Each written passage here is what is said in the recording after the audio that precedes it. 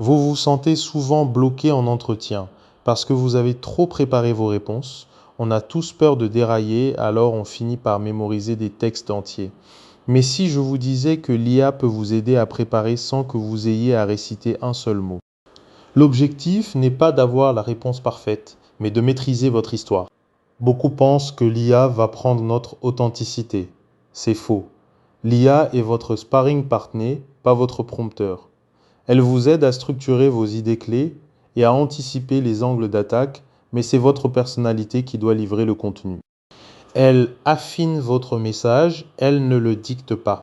Plutôt que de chercher la phrase parfaite, concentrez-vous sur la structure de votre réponse. Imaginez que chaque question est une opportunité de déployer une histoire. Au lieu de mémoriser, vous allez maîtriser des cadres de pensée solides. Par exemple, pour parler d'un projet réussi, votre cerveau doit activer le schéma situation-action-résultat. Cela vous permet de répondre avec cohérence, peu importe la tournure de la question. Une objection courante est: mais comment faire si le recruteur change complètement de sujet? La réponse est de revenir au schéma. Si l'on vous demande un exemple de collaboration, même si vous aviez prévu un exemple technique, vous forcez votre réponse sur SAR en reformulant. Vous ne récitez plus un texte, vous utilisez un moteur de pensée. C'est cela la différence entre un acteur et un expert.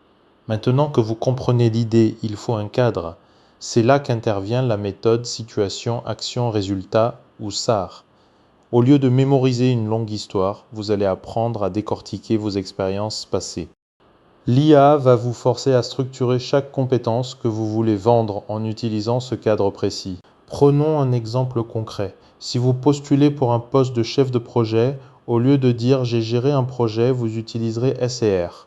La situation pourrait être: notre équipe faisait face à un retard de 20% sur le livrable X. L'action serait: j'ai mis en place un nouveau jalon de validation hebdomadaire.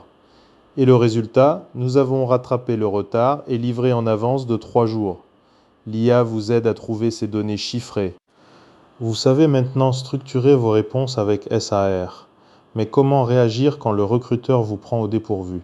Il ne suffit pas de connaître votre récit, il faut pouvoir improviser une réaction pertinente sur le moment.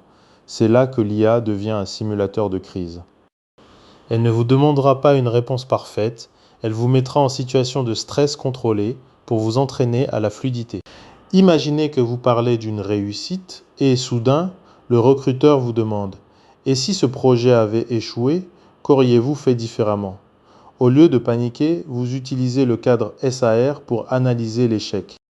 Vous décortiquez la situation, identifiez les actions qui auraient pu être meilleures et formulez une leçon apprise. C'est ça, l'art de l'improvisation maîtrisée. Votre exercice du jour, c'est le brain dump ciblé. Prenez une compétence clé demandée dans l'offre d'emploi et donnez-la à l'IA. Demandez-lui ensuite de vous poser une série de questions très ouvertes. Le but est de ne pas filtrer, juste de faire sortir toutes vos idées brutes sur le sujet. Imaginez que vous êtes interrogé sur votre capacité à gérer la pression. Au lieu de répondre avec votre script parfait, laissez l'IA vous bombarder de questions. Par exemple, décrivez-moi une situation où la pression était maximale, ou quelles sont les 3 premières actions que vous entreprenez quand un deadline approche. Laissez couler puis regardez ce que vous avez généré. Votre objectif n'est pas d'apprendre des réponses, mais d'affiner votre capacité à raconter vos réussites. L'IA ne doit pas écrire votre discours, elle doit vous aider à le structurer. Imaginez que vous décrivez une amélioration de processus. Au lieu de dire simplement que vous avez optimisé, demandez à l'IA de vous forcer à quantifier cet impact. Par exemple, si vous avez réduit les délais, entraînez-vous à chiffrer cette réduction en pourcentage. Cela vous force à être précis et ancré dans la réalité de votre expérience. C'est l'optimisation de votre narration, pas la création de contenu. Une objection récurrente est: mais si l'IA me fait trop penser, je perds mon naturel. La solution est de la voir comme un entraîneur de scénario.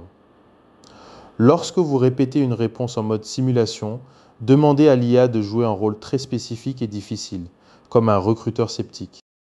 Par exemple, demandez-lui de contester la validité de votre gain de temps et pratiquez votre défense avec calme.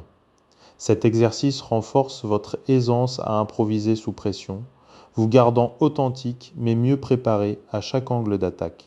Souvenez-vous que l'IA est un amplificateur, pas un remplaçant de votre vécu. Si vous craignez de devenir trop calibré, utilisez-la pour identifier les moments où votre histoire devient trop technique. Par exemple, si vous parlez d'une réduction de coût de 25%, l'IA peut vous suggérer des façons plus narratives de l'introduire, en se concentrant sur l'impact humain plutôt que sur le chiffre seul.